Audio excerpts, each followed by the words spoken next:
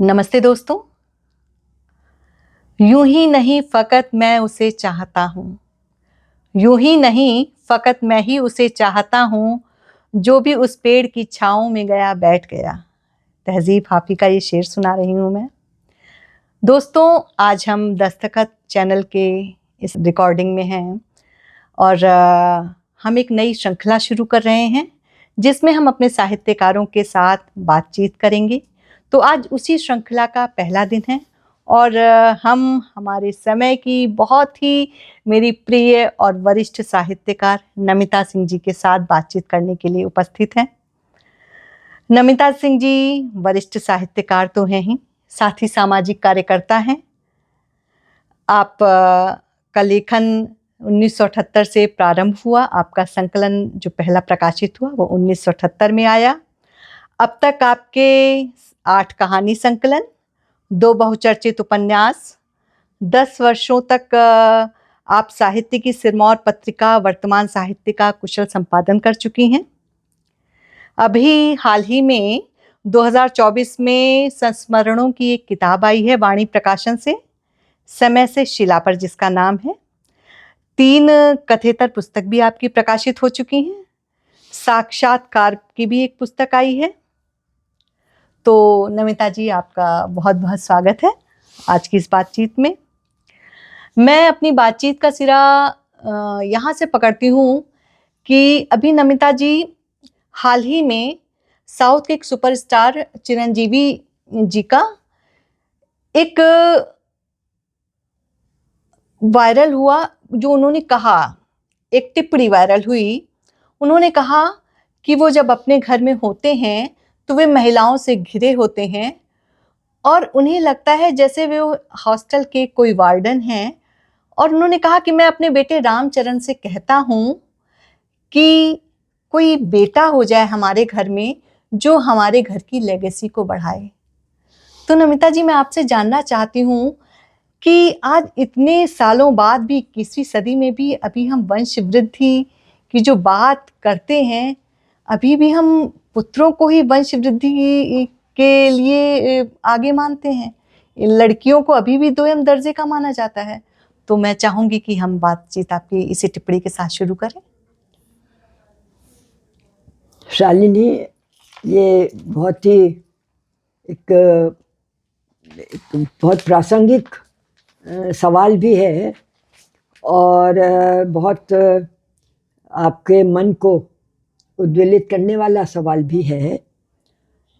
मैं समझती हूँ कि हमारे स्त्री समाज ने जो अपने आप को बंधन मुक्त किया, लगभग 2 सदी होने को आई है और उसके बाद बहुत बदलाव भी हुआ, बहुत बदलाव हुआ, ऐसा नहीं है। और उसके बाद फिर ख़ास तौर से आज़ादी के बाद तो समाज में बदलाव आया, ख़ास तौर से जो हमारा संविधान बना।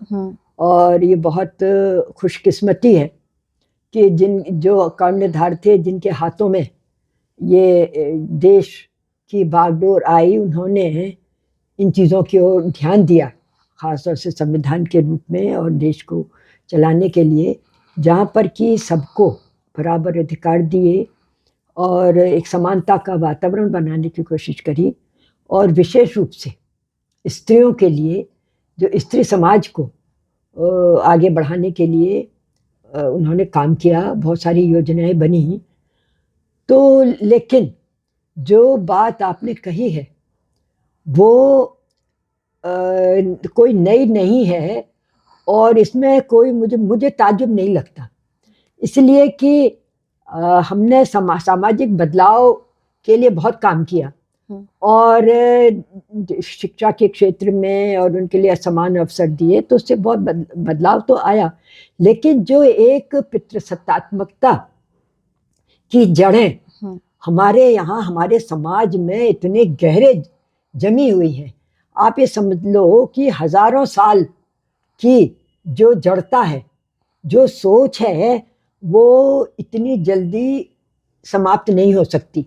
अभी आपने जो उनका नाम लिया, बड़े अभिनेता हैं, तो खाली बड़े किसी के बड़े हो जाने से, कोई बड़ी इस तरह की हस्ती हो जाने से हम ये नहीं कह सकते कि उसका मानसिक बदलाव भी हुआ है, या वो बहुत चेतना संपन्न है, या बहुत प्रगतिशील सोच का है। इसलिए हमें इस गलतफहमी में नहीं पड़ना चाहिए। इसलिए हम ये हमारा इस बात का परिचायक है कि आज भी हमारे समाज में वो पुरानी धारणाएं ज्यों की त्यों मौजूद हैं। इसलिए हमें ये गलतफहमी नहीं होनी चाहिए कि हमारा समाज बदल गया है या बहुत आगे बढ़ गया है, हम बड़ी बड़ी बातें करते हैं, हमारे नेता लोग बड़ी बड़ी बातें करते हैं। हम आज भी हम क्यों कह रहे हैं कि हमें घर में लड़कियों को नहीं, हमें अपने लड़कों को शिक्षित करना चाहिए। अगर हम अपनी लड़कियों को एक सुरक्षित वातावरण देना चाहते हैं, लड़कियों को आगे बढ़ाना चाहते हैं, तो बजाय हमें लड़कियों को उपदेश देने के,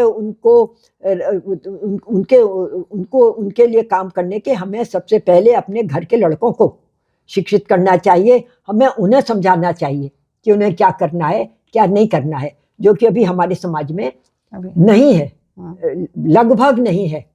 मैं अपने घर में जरूर देखती हूँ कि मेरी बेटी का एक बेटा है, लेकिन वो जब लगातार अपने बेटों को जिस तरह से समझाती है कि कैसे व्यवहार करना चाहिए लड़कियों के साथ, के लिए किस तरह की मतलब भाषा नहीं होनी चाहिए, तो ये चीज़ जो है, ये हमारे समाज में जब तक वो ये नहीं समझेंगे कि हमें अपने घर के लड़कों को शिक्षित करना है, खास तौर से स्त्रियों के सम्मान के लिए, स्त्रियों को आगे बढ़ाने के लिए, तब तक का तो मुझे इसमें कोई ताज्जुब नहीं है।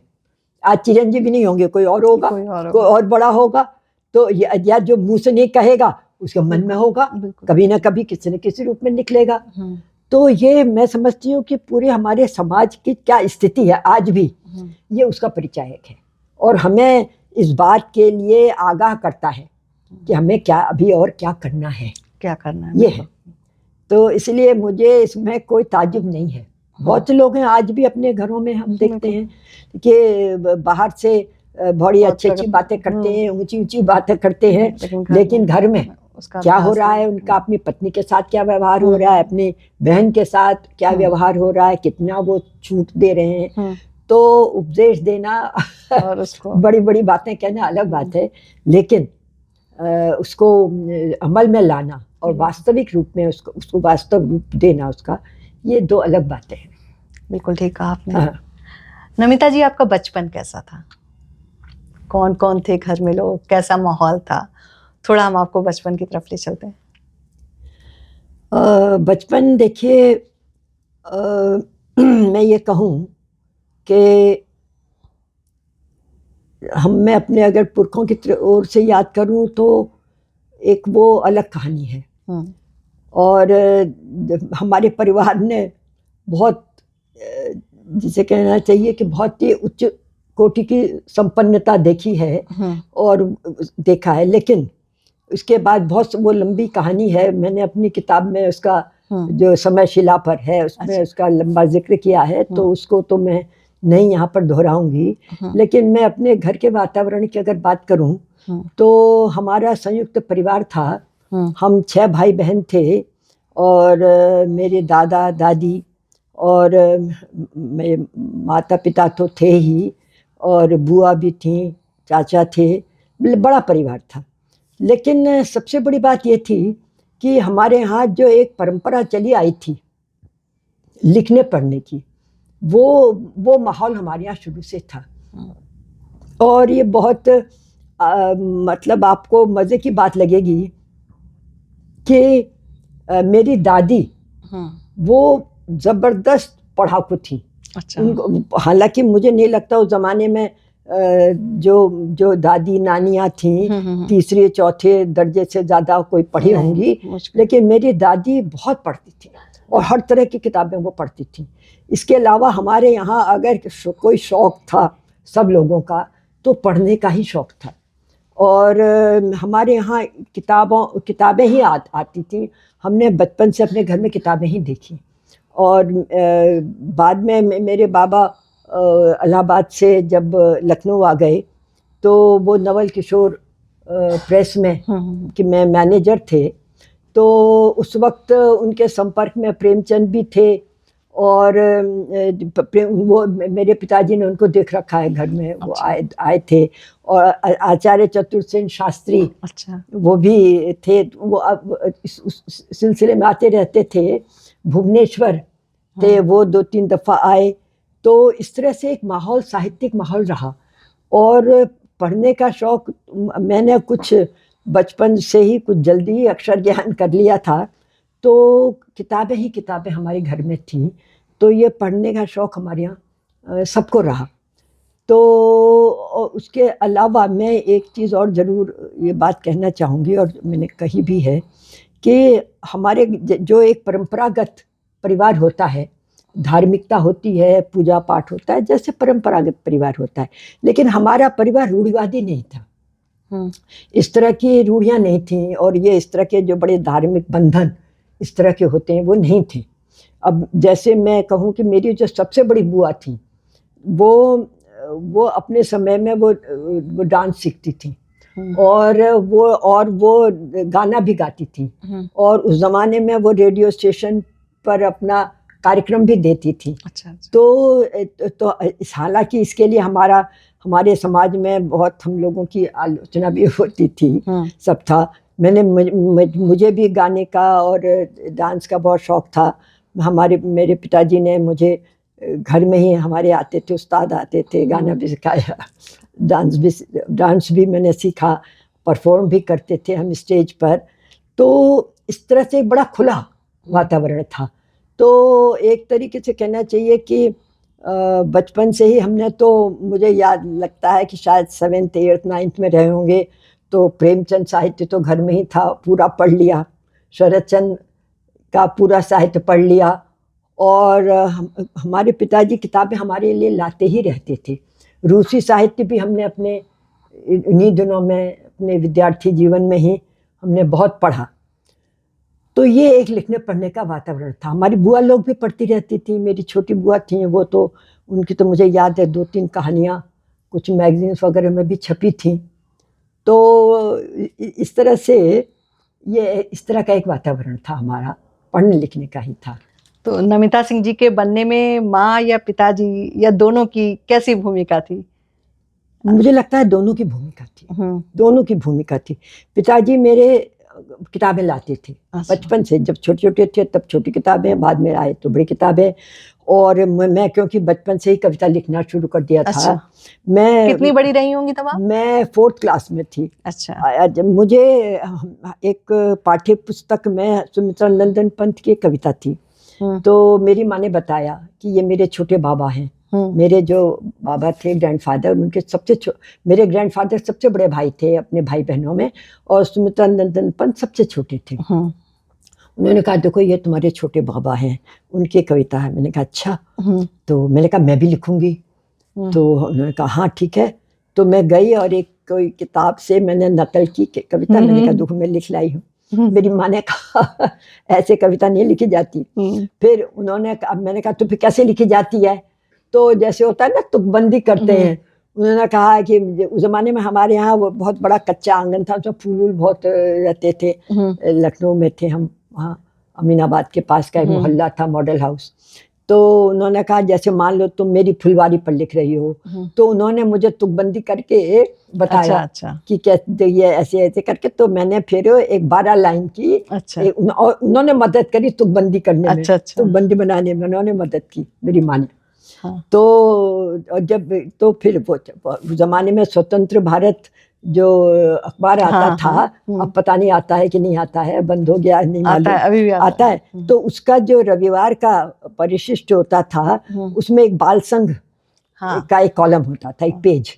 तो उसमें भेज दी, छप भी गई। अच्छा। जबकि मेरे पिता जो हैं वो खुद अपने समय के बहुत अच्छे बड़े कवियों में थे।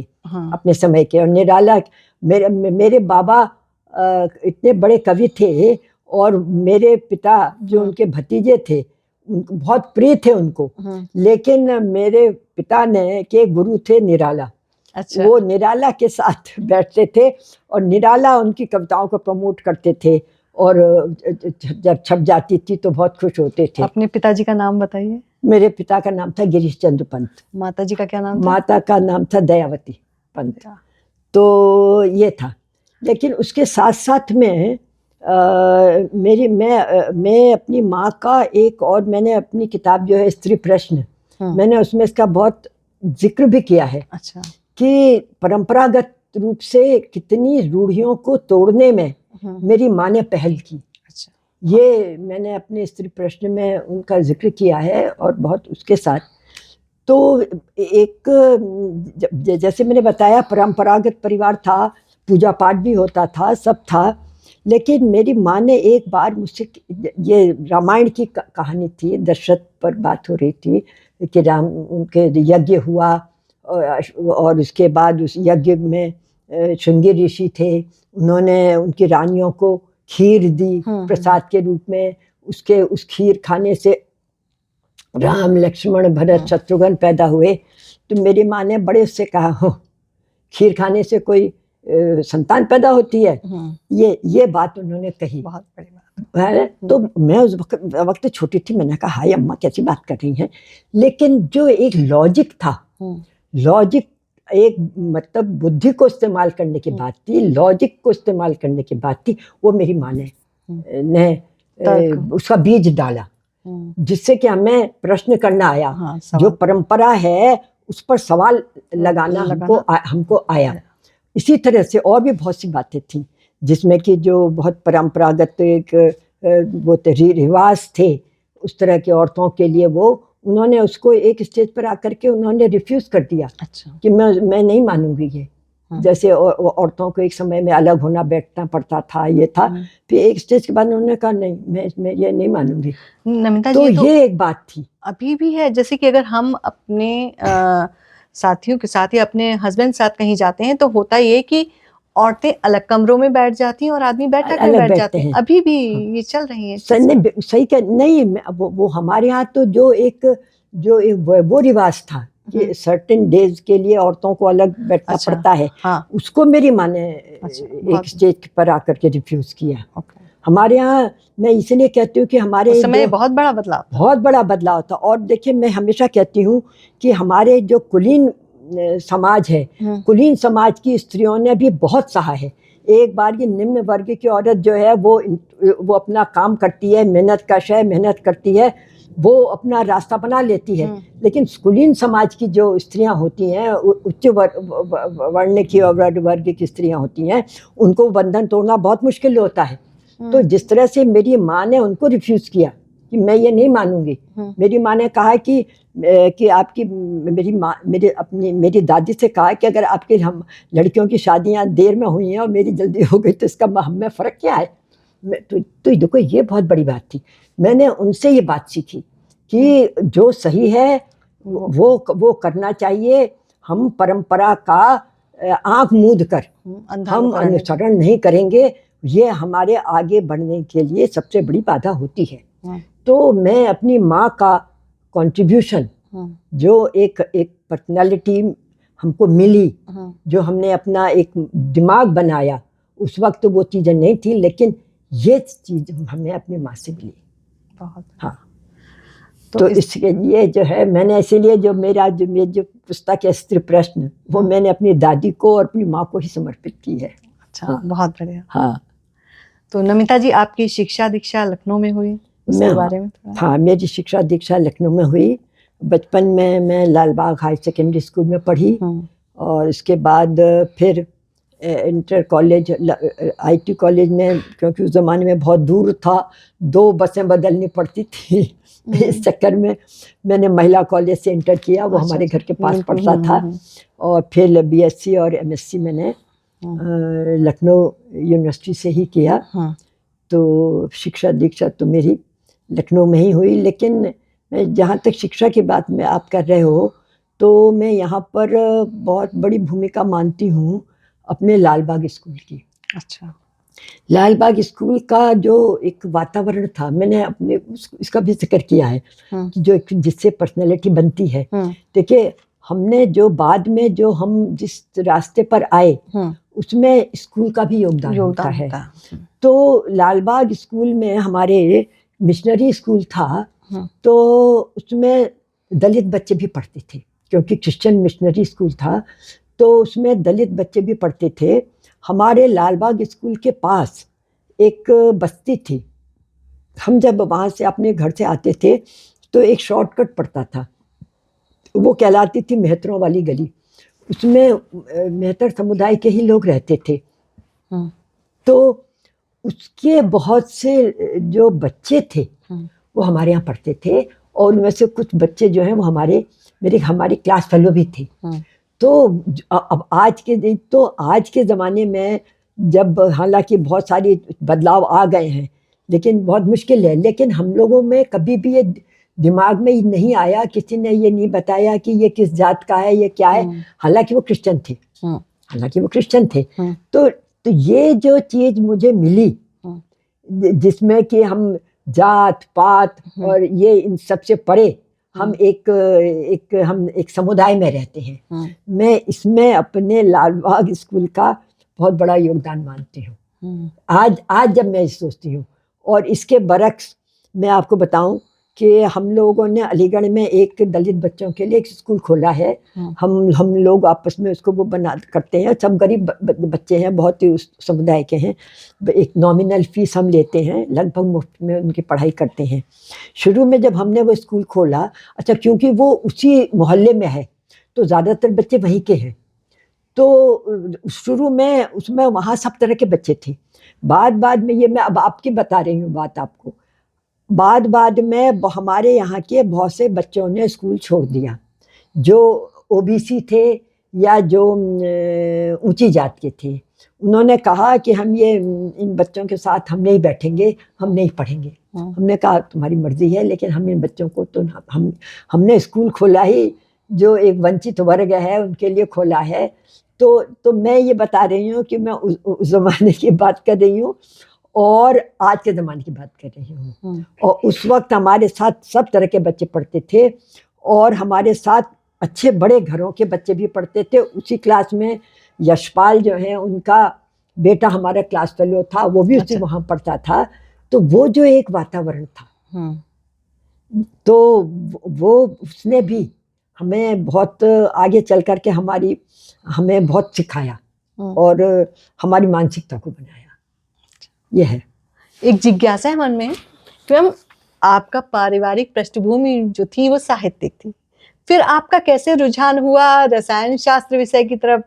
आप विज्ञान विषय की तरफ कैसे उन्मुख हुई, और फिर साहित्य की तरफ, लेखन की तरफ कैसे लौटी? ऐसा है कि शुरू में तो ऐसा नहीं था। शुरू में तो ये था कि थोड़ा पढ़ने में हम अच्छे ही थे। तो उस जमाने में ये हुआ कि डॉक्टर बनना है। आप गोल्ड मेडलिस्ट हैं। हाँ, नहीं, डॉक्टर बनना है। 9th क्लास से जब हम अलग हो जाता है ना, आर्ट्स स्ट्रीम और साइंस स्ट्रीम अलग हो जाती है, तो ये था कि डॉक्टर बनना है। तो डॉक्टर बनना है, 9th कर लिया, 10th कर लिया। उसके बाद 11th करते करते उस वक्त तक मैं कविताएं लिखने लगी थी। अच्छा। और छपने भी लगी थी।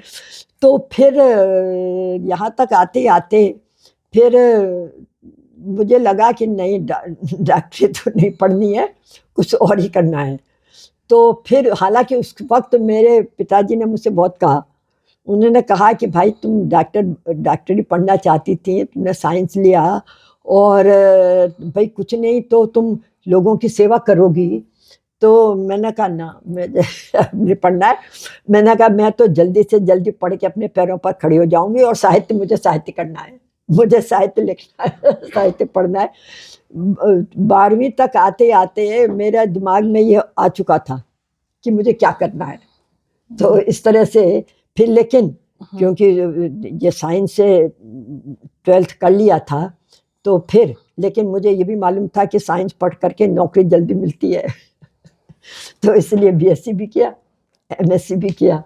अच्छा। और एमएससी करके ही मुझे याद है 18-20 जुलाई में हमारा एमएससी का रिजल्ट निकला था, और 1 जुलाई को मैंने टीचिंग महिला कॉलेज में ज्वाइन कर लिया। अच्छा, महिला कॉलेज में आप पढ़ा चुके? शुरू में 6 महीने मैंने पढ़ाया, फिर मैंने रिसर्च ज्वाइन कर ली यूनिवर्सिटी में। क्योंकि एक ये भी बड़ा दिक्कत थी कि अगर आपने अच्छे मतलब फर्स्ट डिवीजन आए हैं, टॉप किया है, तो फिर रिसर्च तो करनी है। अच्छा। तो ये एक बना हुआ है ना, तो करनी है। CSIR का स्कॉलरशिप मिल गया, तो अब तो करना ही करना है। लेकिन फिर 1 साल बीतते बीतते मैंने कहा ना, ये मेरे बस की नहीं है, मुझे नहीं करना है। तो फिर मैंने छोड़ छाड़ करके मैंने कहा मैं तो नौकरी करूँगी। कुंवर पाल सिंह जी का साहित्य में नाम बहुत आदर के साथ लिया जाता है। वे एक प्रखर मार्क्सवादी आलोचक थे। उनके साथ शादी के बाद उनके साथ ने आपको बाहरी तौर पर और भीतरी तौर पर कैसे और किस तरह बदला? देखिए, ये मैं आपको बताऊं कि मैं जब लखनऊ में थी तो मैं यहाँ, जो यहाँ के लोग थे, सुरजीत कौर थी, मैंने बताया आपको, वो कम्युनिस्ट पार्टी की बड़ी नेत्री थी। हाजरा आपा थी, जैदे अहमद थे, रमेश सिन्हा थे, ये सब लोगों के साथ हमारा था और मैं बहुत नज़दीकी में थी और मैं इनके साथ काम कर रही थी। महिला फेडरेशन में मैं काम कर रही थी, बाकायदा मेंबर थी। और मैंने आपको बताया कि जो राष्ट्रीय उनका वो हुआ तो उसमें मैं ऑर्गेनाइजिंग सेक्रेटरी भी मैं चुनी गई, मतलब अपॉइंट हुई। उसके बाद फिर मैं अलीगढ़ चली गई। तो मैं ये जो बैकग्राउंड लेकर के मैं अलीगढ़ गई, तो इससे मेरे यहाँ अलीगढ़ में जहाँ मैं अपने स्टाफ क्वार्टर्स में रहती थी, एक मिनट,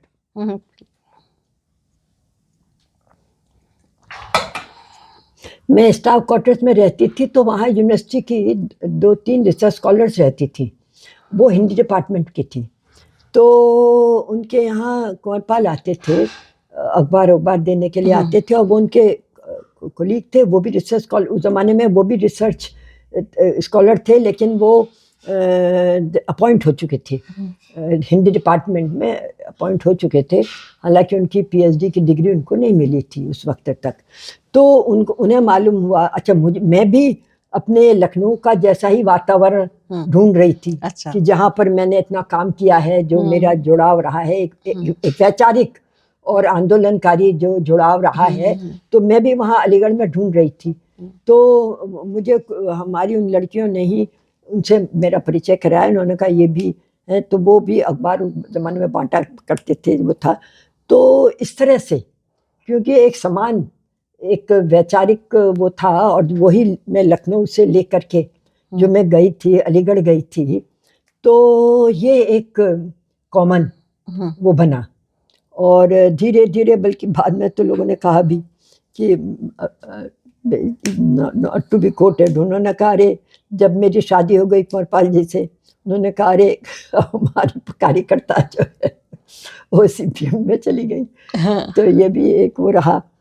लेकिन उसके पीछे सिर्फ यही था, एक सामान्य वैचारिकता थी और एक समान तरह का हमारा सोच था। तो इसलिए फिर हमारा फिर मिल करके ही हमने काम किया। और बल्कि मैं समझती हूँ कि उस वक्त तक तो मैं, जैसे एक तरीके से कहना चाहिए कि एक संगठित रूप से एक बहुत तयशुदा तरीके से काम करने की आदी नहीं थी। लेकिन उसके बाद, क्योंकि कुंवर एक बड़े संगठनकर्ता भी थे, एक बड़े समूह से जुड़े हुए थे, तो मुझे बहुत फिर ये मौका मिला कि मैं धीरे धीरे यहाँ भी अलीगढ़ में भी आंदोलनों से जुड़ूं। और जुड़ी मैं, फिर मैं DYFI की भी प्रेसिडेंट रही हूँ यहाँ अलीगढ़ में। और फिर तो सभी जानते हैं। तो क्या सर आपको लिखने के लिए प्रेरित करते थे, या एक स्पेस जो होता है जो महिलाएं आजकल जिसकी मांग करती हैं, क्या वो एक मुकम्मल स्पेस आपको घर में लिखने के लिए मिलता था, या आपकी कहानियां तब तक छपना शुरू हो चुकी थी? देखिए, कविताएं तो मैं शुरू से लिख रही थी और छप भी रही थी। अलीगढ़ आकर के भी कविताएं ही लिख रही थी। लेकिन ये 70 में मेरी शादी हुई।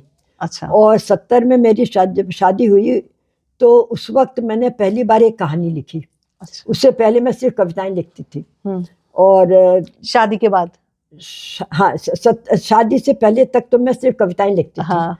लेख लिखे, लेकिन कहानी कविताएं लिखती थी मैं। लोग मुझे कविता के उसमें के जरिए से ही जानते थे। हाँ, लेकिन फिर 70 में मैंने एक कहानी लिखी। कहानी तो मैंने शादी से पहले लिखी थी। शादी के बाद मैंने इनको दिखाई तो इन्होंने वो रुचि लेते थे आपके लेखन में? हाँ, बिल्कुल बिल्कुल।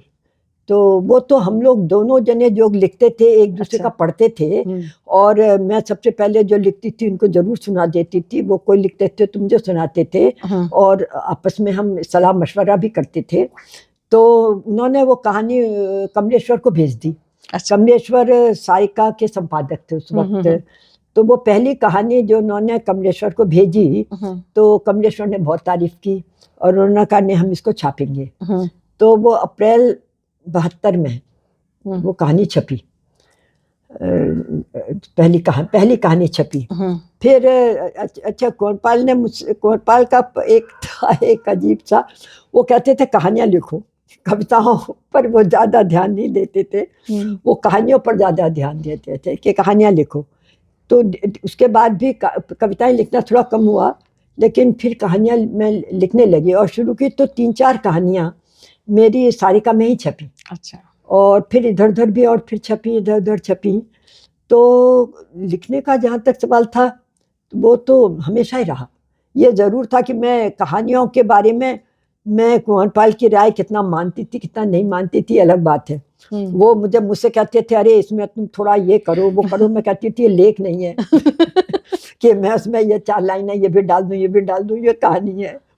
तो वो अलग बात है। लेकिन हम लोग हमेशा वो भी अपना जो लिखा हुआ होता था एक दफा मुझे जरूर पढ़वाते थे। उस समय तो पत्र भी पाठकों के आते रहे होंगे? पत्र मैं यही सोचती हूँ, मेरी जब पहली कहानी छपी है आपको विश्वास नहीं होगा, 70-72 पत्र आए। अच्छा। इतने पत्र आए आप सोच ही नहीं सकते हो। और मतलब मैं तो बहुत ही थ्रिल्ड कि अरे वाह। और फिर उसके बाद नए उसमें उन्होंने कहा पाठकों के अनुसार जो उन्होंने 5 जो नवलेखन अंक में छपी थी मेरी वो कहानी।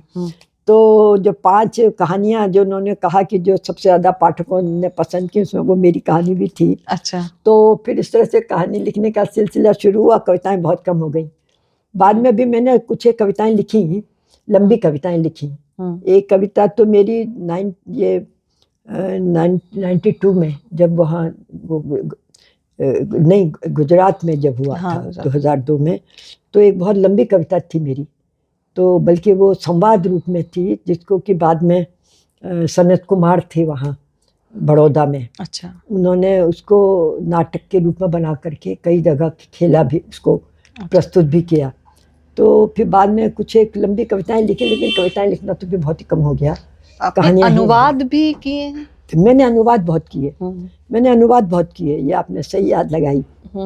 जब इमरजेंसी थी उस जमाने में लिखने में बड़ा वो भी था, एक प्रतिबंध भी था, ये भी था कि पकड़ जाएंगे।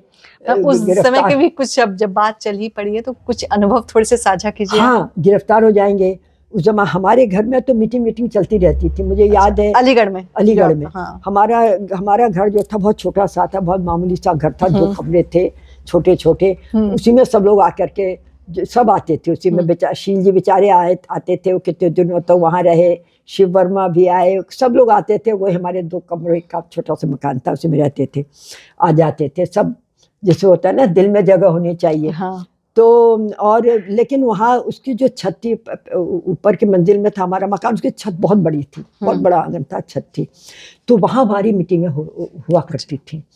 तो उस जमाने में जो थोड़ा ये डर भी लगता था, लेकिन हमारे यहाँ कोई गतिविधियां बंद नहीं। उनकी किसान सभा की मीटिंग हो रही है, उनकी मीटिंग हो रही है।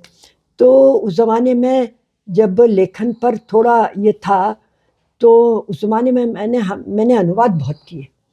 तो जितने जो हमारे जैसे ब्रेख्त की कई कविताओं का मैंने अनुवाद किया, माओ की कितनी कविताएं थी उनका अनुवाद किया। और बाद में तो खैर जो ये वो बहुत बात की बात है, जो फ़िलिस्तीन में उस ज़माने में एक फ़िलिस्तीनी लड़का था, वो उसने मुझे बहुत किताबें ला के दी, कविताएं ला के दी, महमूद दरवेश वगैरह वगैरह की, अंग्रेज़ी में थी वो, उनकी मैंने बहुत अनुवाद किए मैंने उस ज़माने में। तो ख़ास तौर से इमरजेंसी के ज़माने में तो बहुत अनुवाद किए मैंने और बहुत छपे, बहुत छपे। फिर बाद में लोग मुझसे, जब इमरजेंसी भी ख़त्म हो गई, सब मुझसे अनुवाद मांगते थे, तो मैंने कहा भैया मैं ओरिजिनल भी लिखती हूँ खाली अनुवाद भी नहीं करती, वो ओरिजिनल भी लिखती हूँ। तो ये इस तरह से था। कहानियाँ भी लिखी उस ज़माने में, लेकिन थोड़ा उसमें सिंबॉलिज्म करके सीधा। तो ये है कविताओं को मैंने बहुत अनुवाद किए उस ज़माने में। और मैं आज जब उन कविताओं को पढ़ती हूँ, और लेकिन हमेशा मैंने अनुवाद जब किए तो मैंने हमेशा ये ध्यान रखा कि मैं उसको ऐसा ना बनाऊं कि बिल्कुल वो वर्ड टू वर्ड अनुवाद हो, ऐसा लगे जैसे वो किसी ने ओरिजिनल लिखी है। तो ये मेरी हमेशा कोशिश रही। तो अब जब मैं उन अनुवादों को पढ़ती हूँ तो मुझे बड़ा अच्छा लगता है। मुझे लगता है कि जैसे ये ओरिजिनल कविता है। माओ की कई कविताओं की मैंने अनुवाद की, ब्रेख्त की बहुत की, तो पाब्लो नेरूदा की और बहुत सारे इस तरह के जो थे, रेजिस्टेंस पोइट्री जहाँ जिनकी है, मैंने बहुत अनुवाद किए। अब लेकिन वो कहाँ हैं, सब ज़्यादा हो गई हैं। आप जनवादी लेखक संघ की शुरुआती दिनों से आप जुड़ी हुई हैं, तो मैं चाहती हूँ कि उस समय के जनवादी लेखक संघ के लिए कैसा माहौल था, क्यों इसका निर्माण हुआ और कैसी मीटिंगें होती थी, क्या माहौल था उस समय का, थोड़ा सा साझा कीजिए उस समय के कुछ संस्मरण। देखिए, जनवादी लेखक संघ जो बना लेखकों का संगठन, वो एक ज़रूरत के तहत बना और उसके पीछे एक वैचारिकता थी। सिर्फ इसलिए नहीं कि कुछ लोग इकट्ठा हो गए और उन्होंने संगठन बना लिया। ये होता है समय के साथ, राजनीति का क्या माहौल होता है। ख़ास तौर से ये हमारी जो सोच हमेशा रही है, एक प्रगतिवादी सोच रही है, एक जनता के लिए हम क्या सोच रहे हैं, ये एक सोच एक जो साहित्यकारों की रही है। आपको तो मालूम है कि साहित्य में भी हमेशा दो खेमे रहे हैं। एक खेमा हमेशा ये कहता रहा है कि समाज क्या होता है, जनता क्या होती है, ऐसा कुछ नहीं है, हमें विश्व शांति के लिए बात करनी चाहिए, हमें मानव उत्थान की बात करनी चाहिए। तो और एक जिसे कहना चाहिए कि हम एक सार्वभौमिक, एक विश्व की हमें बात, उसकी बात कर, शांति की बात करनी चाहिए, वैश्विक शांति की बात करनी चाहिए। एक विचारधारा हमेशा साहित्य में ये रही है। एक दूसरी विचारधारा रही है कि हमें जनता से जुड़ना चाहिए। साहित्य वो है जो हमारी जनता की जो आशाएं हैं, उनकी जो आकांक्षाएं हैं, उनको हम लोगों के सामने रखें, उनके दुख दर्द को हम रखें, उनके साथ हम जुड़ें। ये एक हमेशा से रहा है। तो ये एक प्रगतिशील लेखक संघ की जो हमको परंपरा मिली, उसका आधार यही था। 1936 में जब प्रगतिशील लेखक संघ बना, जिस माहौल में बना, वो उसका अपना इतिहास है, उस पर अलग से बात हो सकती है। लेकिन उसके वो प्रगतिशील जो साहित्य की जो बात हुई, जिसमें प्रेमचंद ने भी कहा कि साहित्य का एक उद्देश्य होता है। हम जो एक बहुसंख्यक जनता है, हम जनता के लिए हम सोचते हैं, हम जनता की आकांक्षाओं की बात हम करते हैं, और वही साहित्य रहता है। तो इस रूप में एक साहित्य का एक उद्देश्य हमेशा बना रहा, जो कि जनता से जुड़ने वाला था। लेकिन एक जब कुछ राजनीतिक परिस्थितियां आई, खास तौर से इमरजेंसी का समय आया, उस वक्त जो कुछ ऐसा परिदृश्य बदला जिसमें कि लोगों को लगा कि जो हमारे देश का जो एक निज़ाम है, जो सत्ता है, वो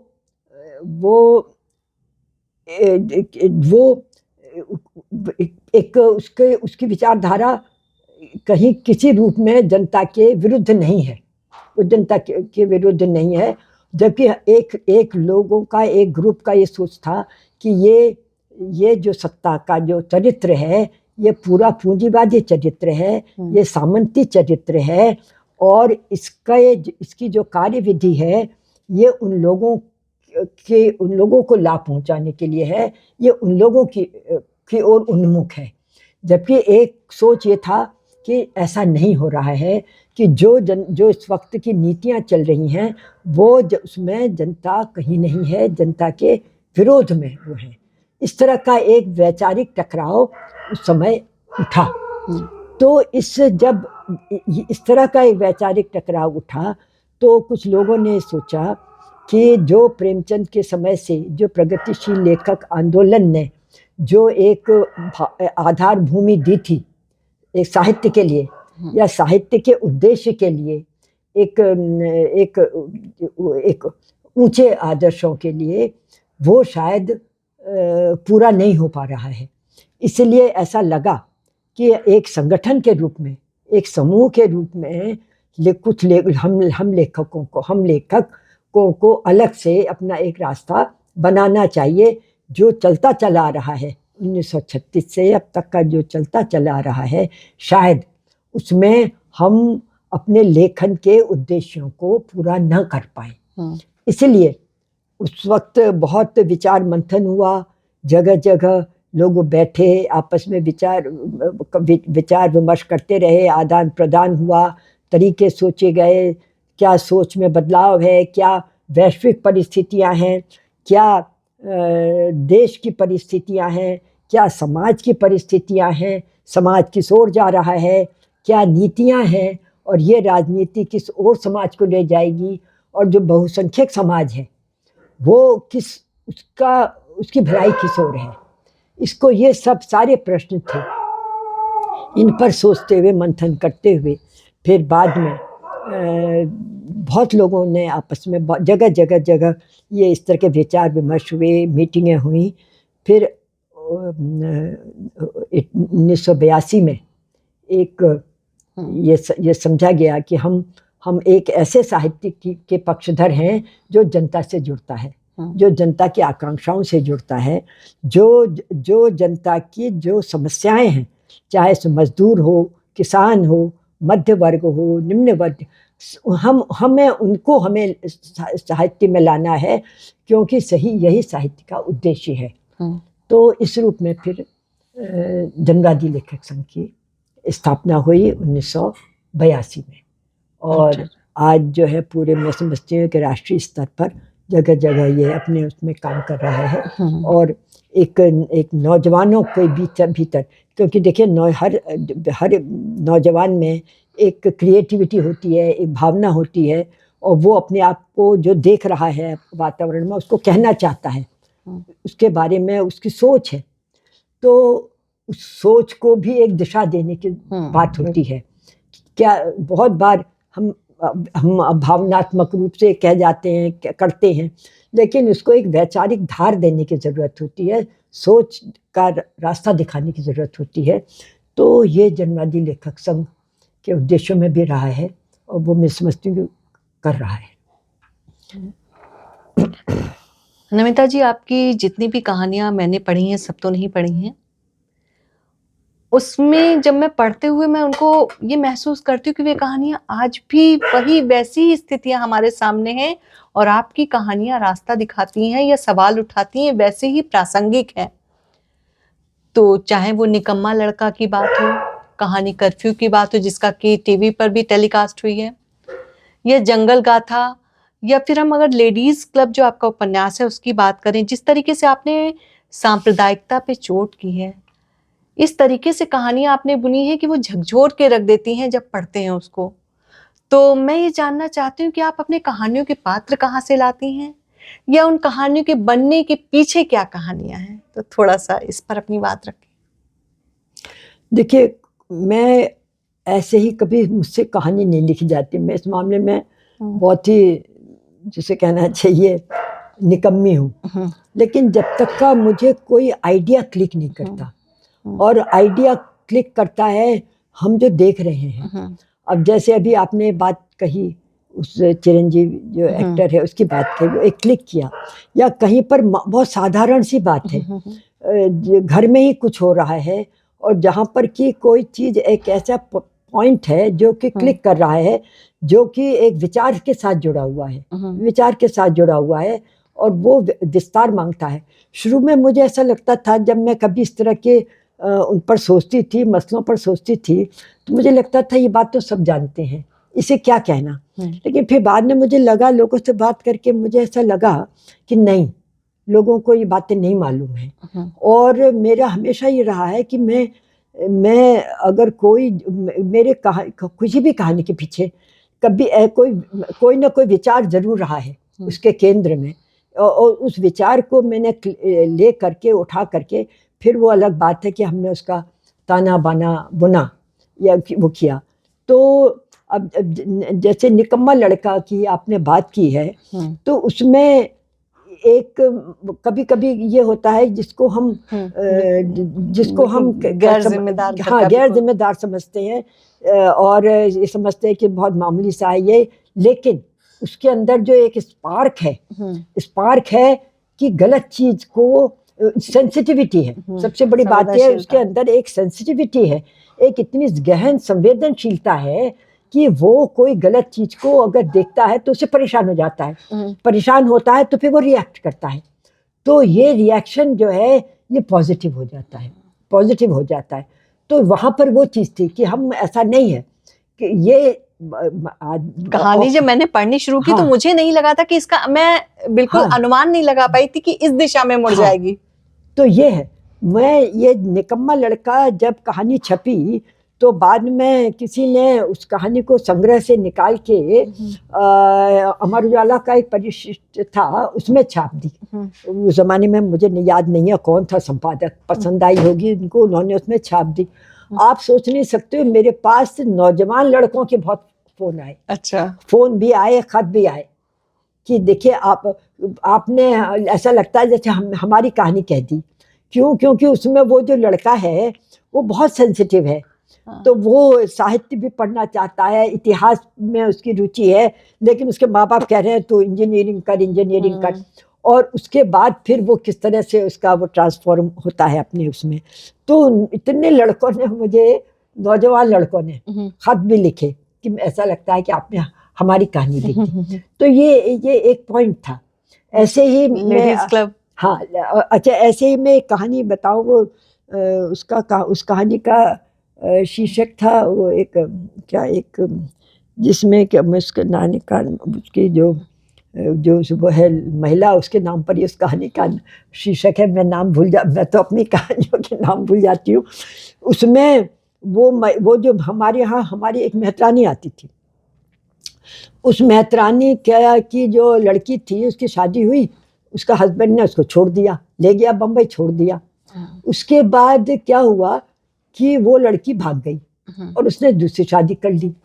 अब वो जो उसने दूसरी शादी कर ली, तो आप ये देखो कि उस माँ को उसके लड़कों ने बहुत पीटा।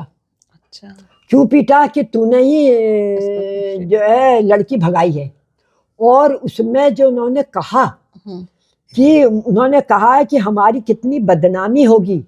मतलब आप ये देखो कि ये जो बदनामी का मामला है, अगर ये हम लोग जो एक कास्ट हायरार्की की बात करते हैं और हम आज ऑनर किलिंग की बात करते हैं, एक बड़े उसने छोटी उससे शादी कर ली तो उसके लिए हम बातें करते हैं, लेकिन आप ये देखो जो दलितों में भी दलित है, ये चीज निकल करके उसमें भी आ रही है कि उसके लड़के कह रहे हैं कि हमारी बदनामी होगी, हमारी लड़की ने दूसरी शादी कर ली, और वो दूसरी लड़की के लिए कह रहे हैं कि वो चमारन की लड़की जो थी उसने भंगियों से शादी कर ली।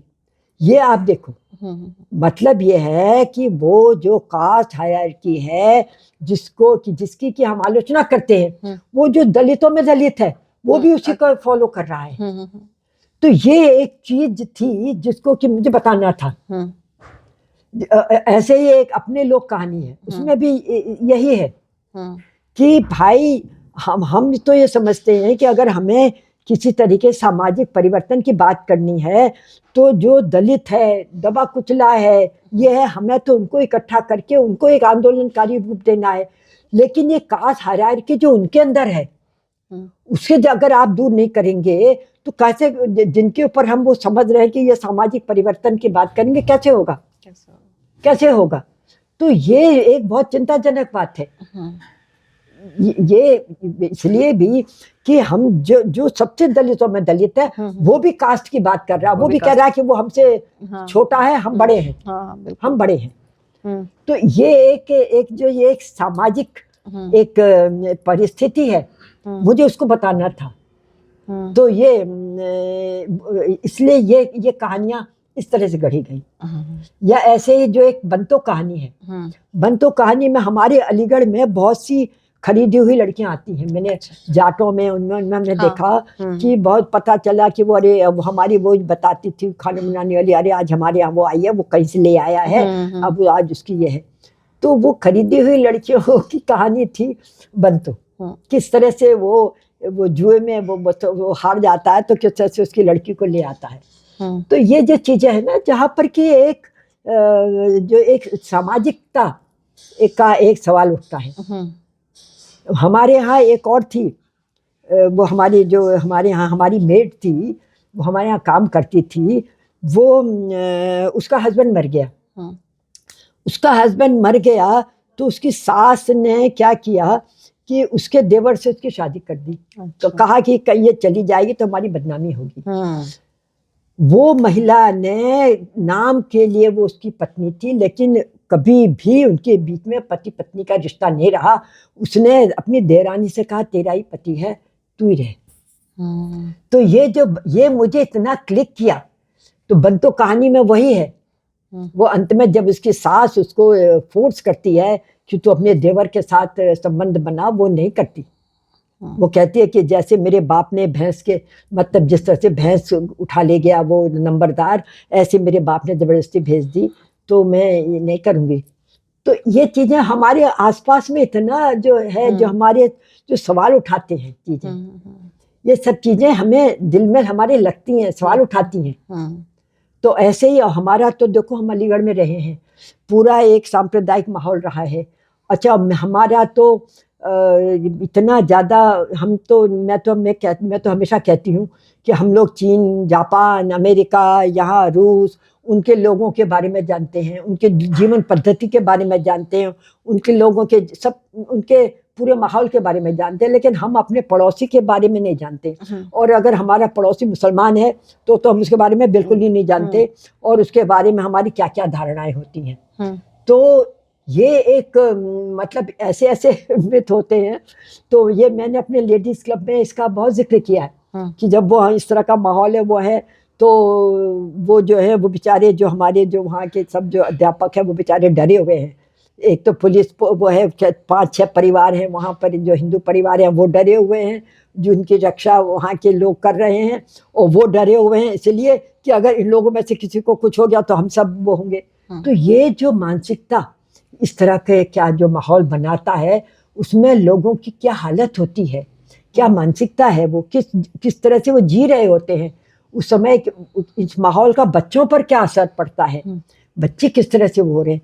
तो ये चीज़ें मैंने, और किस तरह से अफवाहों का जो बाजार चलता है जो कि पूरा खून खराब कराता है। तो यही चीज़ें मेरी मुझे लगता है कि शायद सबसे ज़्यादा सांप्रदायिकता पर मैं कहना नहीं चाहूँगी, सबसे ज़्यादा कहानियाँ लगता मेरी ही हैं, ना होंगी कम से कम तो 18-20 कहानियाँ मेरी जो है। और हर संग्रह में, राजा का चौक में तो मेरी ऑलमोस्ट सभी कहानियाँ मेरी सांप्रदायिकता के प्रश्नों पर हैं, लेकिन हर संग्रह में कम से कम 2-3-4, क्योंकि हम उसी माहौल में रहे हैं, हमने उसी को देखा है, और हम चाहते हैं लोगों को बताना कि देखो ये ऐसा नहीं है, ये ऐसा है, सच्चाई ये है।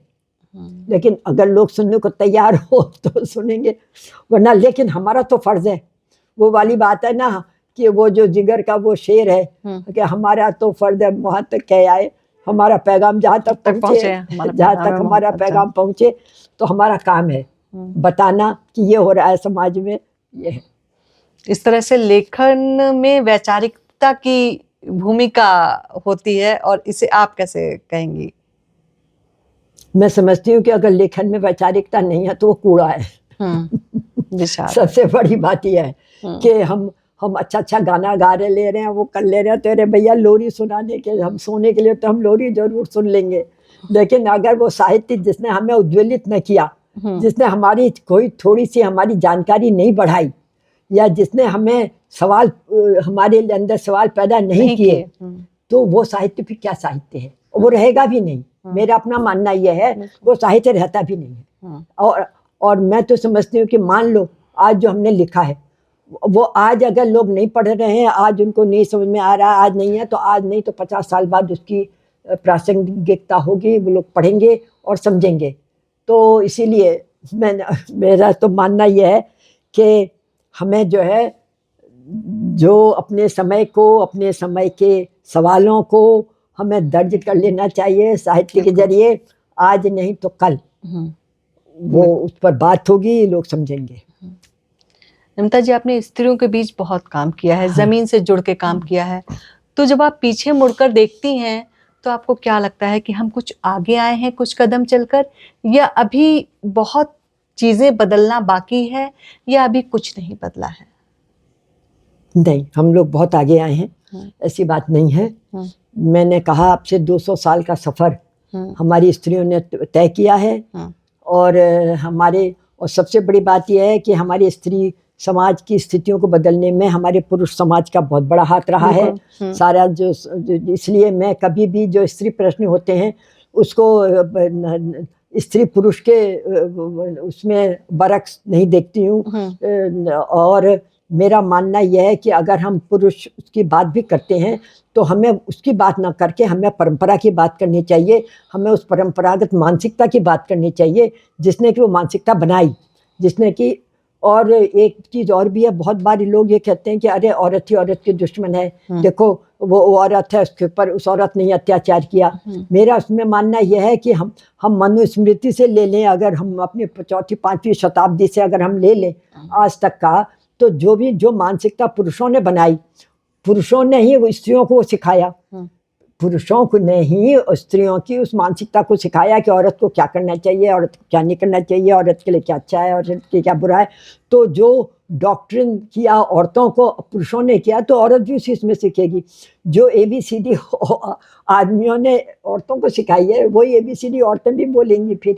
इसलिए मेरा अपना मानना यह है कि औरतों ने में बहुत बदलाव आया, और जिसमें हमारे समाज सुधारकों का बहुत बड़ा हाथ है।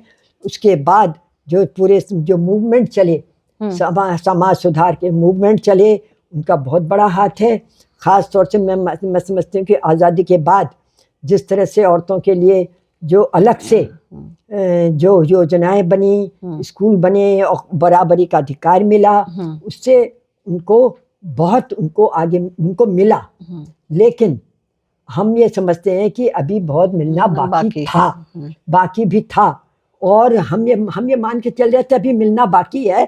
धीरे धीरे औरतें और आगे आएंगी, खास तौर से एक वैज्ञानिक चेतना अगर उनमें आएगी, एक वैज्ञानिक रूप से अगर वो सोचेंगी, तर्क बुद्धि से सोचेंगी, तो और आगे आएंगी।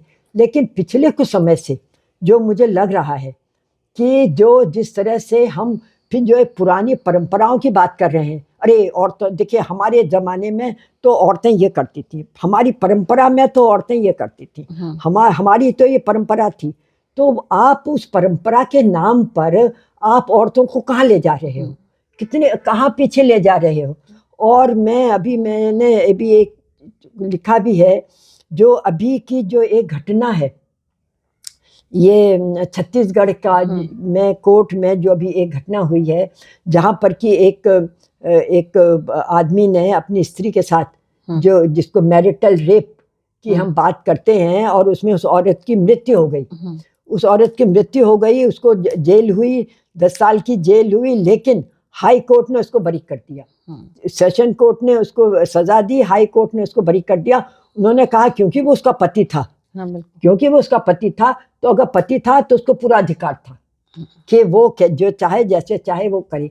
तो ये जो है, ये जब हमारा एक वो बदलता नैरेटिव बदलता है, एक सामाजिक रूप से एक नैरेटिव बदलता है, तो हम सभी लोग उसके उसमें आते हैं, उसके असर में आते हैं। हमारे जो अदालतें हैं, हमारे जो इंस्टीट्यूशंस हैं, हमारे जो एजुकेशनल इंस्टीट्यूशंस हैं, वो सब उससे प्रभावित होते हैं।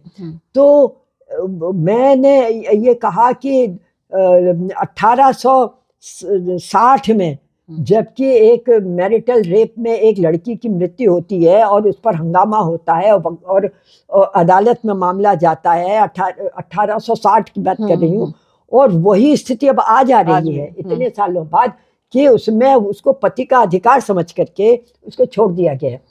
तो मेरा कहने का मतलब यह है कि जब आप औरतों को परंपरा के नाम पर कि ये हमारे धर्मशास्त्रों में ये लिखा है, हमारी परंपरा में ये लिखा है, इसलिए हमको वैसे करना चाहिए, तो मुझे ये एक खतरा लगता है, हमें ये खतरा लगता है कि कोई भी अगर धार्मिक जहाँ पर अतिरंजना, जहाँ धार्मिकता की अतिशयता हो, उसका सबसे बड़ा खामियाजा औरतों को भुगतना पड़ता है।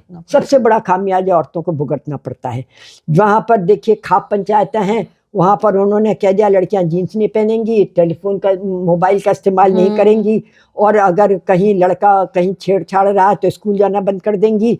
तो क्या है, वो एक शुद्धतावादी, पवित्रतावादी एक दृष्टिकोण आप ले रहे हैं।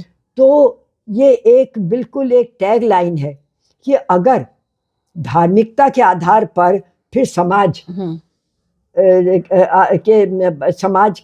समाज आगे बढ़ेगा, अगर धार्मिकता की राह पर बढ़ेगा और वो भी पारंपरिक धार्मिकता के पर, तो उसका सबसे बड़ा खामियाजा कोई नहीं भुगतेगा, स्त्रियां ही उसकी सबसे बड़ी शिकार बनेंगी।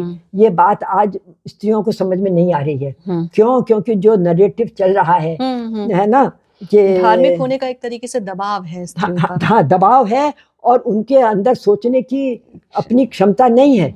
तो वो जिस तरह से सोच रही हैं, वो समझती है हाँ हमारे यहाँ तो ऐसा होता था, हमारे जो त्योहार, जो पर्व नहीं होते थे वो यहाँ शुरू हो गए हैं। अब जो हमारे जमाने में 1 2 3 4 पर्व होते थे, ये नहीं होता था कि आज इसका व्रत है, आज इसका व्रत है, आज इसका विवाह है, आज छठी है, आज तुलसी विवाह है, आज शिव विवाह है, आज फला विवाह है, आज मतलब सारे काम धाम छोड़ करके अब स्त्रियां जो हैं वो यही काम करें। और मैं आपको बता दूं, अगर ऐसा ही रहा तो 10 साल बाद ये हो जाएगा कि स्त्रियां घर बैठे और चूल्हा चौका करें, बाहर निकल के काम करने की जरूरत नहीं है। क्योंकि धार्मिक अनुष्ठानों को करने की प्रक्रिया ही इतनी कठिन है कि आपको जटिल है कि आपको रहना ही पड़ेगा। तो कल को अगर ये हो जाता है कि आपको जो हमारी धार्मिक परंपराएं हैं उनके अनुसार चलना है, तो सबसे ज्यादा इसका खामियाजा हमारी औरतें भुगतेंगी। ये हमारी औरतों को समझने की जरूरत है। अगर समझती हैं तो बहुत अच्छा है, नहीं तो भगवान मालिक है। चलिए, हम बातचीत के लगभग अंत तक आ चुके हैं। मैं जानना चाहती हूँ कि आप लेखन के अलावा समय बिताने के लिए क्या करती हैं? जैसे संगीत सुनती हैं या सिनेमा देखती हैं, किस चीज का शौक है? देखो, सिनेमा देखने की तो हमें आदत बहुत थी। हम अपने स्टूडेंट डेज में थे, हम बहुत सिनेमा देखते थे। अच्छा। मैं बहुत फिल्में देखते थे। हम लखनऊ में थे और हर संडे को हम मेफेयर में जरूर जाते थे। अच्छा। और लगभग कोई फिल्म नहीं होती थी जो हम छोड़ते थे। कुंवर पाल जी को भी नहीं, उनको बहुत ज्यादा फिल्मों का शौक नहीं था, लेकिन जाहिर सी बात है शादी के बाद तो फिल्में पे बहुत ही कम हो गई, बहुत कम हो गई, बच्चे भी हो गए, सब ये हो गया, फिर तो नहीं रहा। लेकिन अब ये है कि एक चॉइस होती है, कभी कोई इस तरह की फिल्में आती हैं तो अब देखते हैं, अभी हम देख लेते हैं, लेकिन अब बाहर नहीं जाते, घर पे देख लेते हैं। तो अब वो शौक तो रहा नहीं जो मैं अपने स्टूडेंट डेज में था। बहुत फिल्में देखते थे। एक बार तो हम लोग जब तक शादी नहीं हुई थी, एक दिन में 2 शो लगातार देख लेते थे, तब वो था। लेकिन हाँ, म्यूजिक का तो मुझे शौक हमेशा से रहा है, क्योंकि मैंने सीखा भी है। अच्छा। हाँ, तो इसलिए म्यूजिक सुनना मुझे बहुत अच्छा लगता है। लेकिन बाकी का तो फिर देखिए, अब वो वाली बात है जो और हमें अब करना क्या वाला हिसाब है। जो एक फिल्म का गाना था ना, इश्क में जीना इश्क में मरना, और हमें अब करना क्या। तो भैया, पढ़ाई लिखाई के अलावा हमसे और तो कुछ आता नहीं है, तो वही कर लेते हैं। कुछ पढ़ते रहते हैं, कुछ लिख लेते हैं। कुछ लोग अब ये ज़रूर है कि अभी कोई प्रोजेक्ट नहीं बन पा रहा है कि मैं उस पर काम करूं, लेकिन बहुत सारे स्तंभ हैं वो लोग लिखवा लेते हैं, जो लिखवा लेता है हमसे हम लिख के दे देते हैं। लेकिन अब मुझे लगता है कि मुझे कुछ सीरियस वो लिखना चाहिए कि जैसे कि अब समय शिला पर मैंने लिखा, काफ़ी लिखा है, तो लेकिन फिर भी मुझे ऐसा लगता है कि हमारे अपने समय की जो बड़ी शख्सियतें थीं, बिल्कुल बहुत बड़ी जो शख्सियतें थीं, कुंवरपाल भी उनमें से एक हैं, और हमारे अलीगढ़ में बहुत सारे लोग हैं, हमारे काजी साहब थे, हमारे शहरियार थे, और बहुत से लोग थे, और जो जिन्होंने एक मूवमेंट भी बनाया, ख़ास तौर से क्योंकि मैं अलीगढ़ में रही हूँ, और ख़ास तौर से मैं आजकल के जो मुस्लिम समाज में मैं देख रही हूँ कि जिस तरह से एक रिवाइवलिज्म आ रहा है, एक वो मुझे बहुत मतलब मुझे चिंताजनक लग रहा है। ये रिवाइवलिज्म हर सेक्शन में आ रहा है, खाली मुस्लिम्स में नहीं, हिंदुओं में भी आ रहा है, लेकिन मुसलमानों में की मुसलमान लड़कियों का जो रिवाइवलिज्म है उसमें वो मैं अपनी बात बताऊं जो ईमानदारी की, मुझे बहुत तकलीफ दे है। मैं अलीगढ़ यूनिवर्सिटी की मैं बात कहूँ, हम वहाँ लड़कियाँ, और गर्ल्स कॉलेज की, वहाँ यूनिवर्सिटी गर्ल्स कॉलेज की, वहाँ लड़कियाँ बहुत, जैसे कहना चाहिए, उन्मुक्त, सब पढ़ रही हैं, इंजीनियरिंग, मेडिकल, ये और सब में स्टेज में हिस्सा ले रही हैं वो। लेकिन अब तो जिसे कहना चाहिए हर लड़की जो है हिजाब में है, अबाया लपेटे हुए है, मेडिकल की लड़कियां हैं वो पूरा लपेट करके वो मेडिकल की पढ़ाई कर रही हैं। तो जो रिवाइवलिज्म, फिर देखिए हमेशा एक तरफा नहीं होता है, एक तरीके से तरफ से रिवाइवलिज्म होगा, उसका असर दूसरी तरफ से पड़ेगा, दोनों एक दूसरे को एक इम्पैक्ट करते हैं, असर डालते हैं। तो अगर एक तरफ से धार्मिकता बढ़ेगी तो दूसरी तरफ से भी धार्मिकता बढ़ेगी, तो इसका तो फिर खामियाजा लड़कियों को ही भुगतना पड़ेगा। और जो धार्मिकता का जुनून है वो जो हर सेक्शन में मुझे दिखाई दे रहा है, तो मुझे लगता है कि इस पर भी हमें बात करनी चाहिए और हमें इस पर लिखना चाहिए। ये मेरी चिंता है। मैंने अब अलीगढ़ के जो माहौल को देखा है, हम तो अलीगढ़ के उसमें रहे हैं, यूनिवर्सिटी में रहे हैं, लेकिन यूनिवर्सिटी में जिस तरह से अब ये माहौल मैं देख रही हूँ तो बहुत चिंताजनक है। एक बार हम लालबाग गर्ल्स कॉलेज में किसी काम से गए थे, किसी छोटा मोटा प्रोग्राम करते थे हम, तो वहाँ पे छोटी छोटी जो लड़कियां थी वो भी सर पे हिजाब, लालबाग में, हाँ लालबाग गर्ल्स कॉलेज की बात कर रही हूँ, मैं तो लालबाग में पढ़ी हूँ, 3-4 साल पहले की बात है। मैं और मेरी दोस्त सीमा थे, तो हम लोगों ने मतलब हम लोग चौंके की बहुत छोटी छोटी लड़कियां थी जो प्राइमरी सेक्शन उनका चलता है, वो लोग हिजाब पहन के आ रही थी। तो मैं ये कह रही हूँ ये बहुत चिंताजनक है। और अच्छे भले लोग जो पहले बिल्कुल ठीक थे, मॉडर्न थे, अब बहुत दिन बाद देखा वो लपेटे हुए हैं, हाँ वो लपेटे हुए हैं। तो क्या हो रहा है ये? एक पहले एक घटोइज्म का, सांप्रदायिकता का असर, मैंने आपसे कहा, जिससे पहले हम लोग मंदिर वगैरह जाते थे तो इस तरह इतना टीका वगैरह का नहीं, लेकिन आजकल उसको इतना बाजार ने कैप्चर कर लिया है कि मंदिर जाएं बाद में पहले टीका, बाहर एक टीका का वो दिखाना है, हमें दिखाना है कि हम ये हैं। हमें अपनी आइडेंटिटी जो है अपनी धार्मिकता के आधार पर अब मतलब प्रदर्शित करनी है, साबित करनी है। ये बहुत चिंताजनक है जो बात मैंने कही कि ये पूरा जो इस तरह का माहौल है, इसका सबसे बड़ा शिकार चाहे हिंदू हो, चाहे मुस्लिम हो, चाहे और हो, औरतों पर ही आएगा, औरतों को ही भुगतना पड़ेगा। ये है। चलिए, बहुत हमारी बातचीत बहुत अच्छी बातचीत रही। अंत में मैं आपसे कहूँगी कि आपकी सक्रियता बहुत सारे लोगों को प्रभावित करती है, तो जो नए लिखने वाले हमारे युवा लेखक आ रहे हैं, आप उनके लिए कुछ कहें और हम फिर अपनी बातचीत को विराम देते हैं। मैं कहने की स्थिति में तो नहीं हूँ, हम नए लोगों को क्या कहें। नए लोग तो आज ज़्यादा उनके सामने ज़्यादा स्पेस है, ज़्यादा उनके सामने ऑप्शंस हैं, और लेकिन ये ज़रूर है कि जितना पढ़ेंगे उतना लिखेंगे, जितना पढ़ेंगे उतना लिखेंगे। और जो एक संवेदनशीलता बहुत ज़रूरी है। जो मैंने कुछ युवा लोगों की कविताएं पढ़ी, मुझे लगा कि संवेदनशीलता तो है, लेकिन दृष्टि भी चौड़ी करने की ज़रूरत है, बड़ी करने की ज़रूरत है। और हालांकि ये मैं मान के चलती हूँ कि हमेशा जो भी लेखन है चाहे कहानी लिखे, कोई कविता लिखे, अपने अपने अंदर से शुरू होती है, अपने आप से शुरू होती है, अपने आप को ही ढूंढने में, अपने आप को ही पहचानने में शुरू होती है, अपने धीमे धीमे परिपक्वता। लेकिन धीरे धीरे हाँ। फिर मैं कम से कम ये कहना चाहती हूँ कि फिर अपने से बाहर निकलो, बाहर निकल के औरों को भी देखो और वो उसको भी लिखो।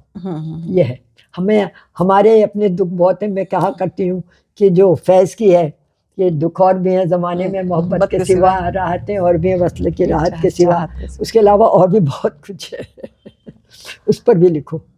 ठीक है नमिता जी, आपका बहुत बहुत धन्यवाद इस सुंदर बातचीत के लिए, और मैं दस्तखत चैनल का भी बहुत धन्यवाद देती हूँ। धन्यवाद।